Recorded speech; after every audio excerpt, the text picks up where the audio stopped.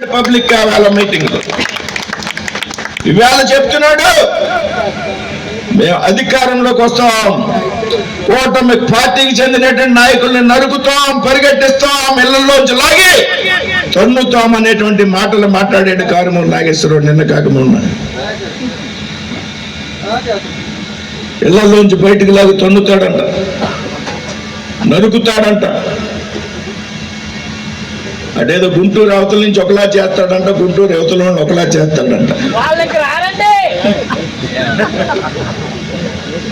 ఈ ఎర్రిపప్ప టీడీఆర్ నిధుల పేరుతో పెద్ద ఎత్తున తణుకు మున్సిపాలిటీలో 100 కోట్లు దుర్వినియోగం చేసినటువంటి వ్యక్తి. అవినీతికి మారిపోయారు ఈ ఎర్రిపప్ప. మనం సమన్వయంతో పోవాలి అనుకుంటే మనం రెచ్చగొడితే ఏదో 100 మంది కార్యకర్తలు ఉన్నారు కదా మీటింగ్ లో, ఏదో మాట్లాడితే చప్పట్లు కొడతారంటే నాలుగు కోసేస్తామనేటువంటి సంగతి ఇవాళ ఎర్రిపప్పకి చెప్తున్నాయి.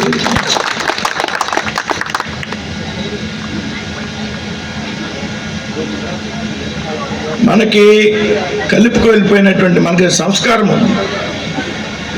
వైసీపీ నాయకులకి సంస్కారం అనే దానికి అర్థం లేదు. ఈ కారుమూరికి కానీ ఉన్నటువంటి కొడాలి నానికి కానీ, ఆడెవడో పేరునికి ఇస్తున్న పేరు నానికి కానీ, ఆడెవడో నెల్లూరులో అనిల్ కుమార్ యాదవ్ అని ఉంటాడు వాడు, ఇక్కడ అంబటి రాంబాబు గారు సేమ్ బోతుల్లో ఉంటారు. ఒక్కొక్కరు మనుషులు రక్తం తాగేశారు అనిపిస్తుంది ఏమో చూస్తే. ఇంకోటి ఆవిడ ఉన్నాడు, ఆడు చదువుకున్న డాక్టర్ సీదిరి అప్పుడురాజు, ఆడు పశువుల డాక్టరు, మీరు చదువుకున్నాడు. ఆడు ఈ పశువుల మందని అందరినీ కలిపి ఇంటికి తోలేస్తే ఇవాళ వీడు మళ్ళీ వచ్చి నరికేస్తాం చంపేస్తాం అంటున్నాడు పిచ్చనా కొడుకు.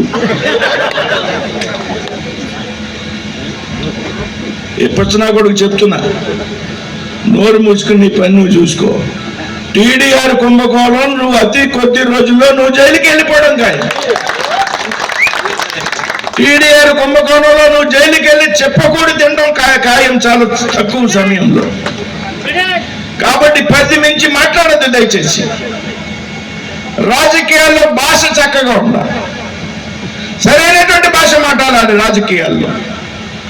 నెక్స్ట్ మాట్లాడితే ప్రజా జీవితంలో చెల్లదు.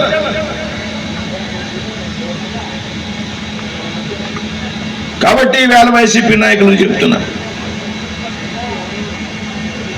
అభివృద్ధి మా జయం.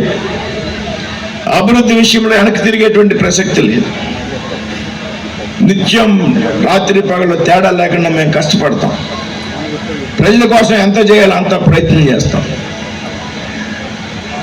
కానీ మా వంక చూసి మమ్మల్ని రెచ్చగొట్టేటువంటి ప్రయత్నం చేస్తే కాళ్ళు చేతులు కూడా నరికేస్తామనేటువంటి విషయాన్ని సందర్భంగా చెప్తున్నాను. నేను కూడా మాట్లాడుతున్నాను, ఇది తప్పు ఒప్పో కానీ నువ్వే కనుక మనల్ని చంపాలి నరికేస్తాం అనేటువంటి ప్రయత్నం చేస్తే నీకు కాళ్ళు చేతులు లేకుండా, నీకు చంపడానికి కత్తి పట్టుకోవడానికి అవకాశం లేకుండా, నడవడానికి కాళ్ళు లేకుండా అవకాశం లేకుండా, నీకు ఏ విధంగా బుద్ధి చెప్పాలో అనేటువంటి మాకు విషయం తెలుసు. కొన్నాళ్ళు మీ పని మీరు చూసుకోండి దయచేసి. చేసిన తప్పులకు పెద్ద ఎత్తున ప్రజలు శిక్ష విధించారు, భరించండి, బలాయించండి. అన్నీ మూసుకుని ఇంట్లో కూర్చో టైంకి తిని పడుకోండి. కాబట్టి ఈ విధంగా 20,000 ఓటాడ ఎలమంచిలి గ్రామాల్లో పెద్ద ఎత్తున అభివృద్ధి కార్యక్రమాలు ప్రజలంతా చక్కగా సహకరిస్తారు.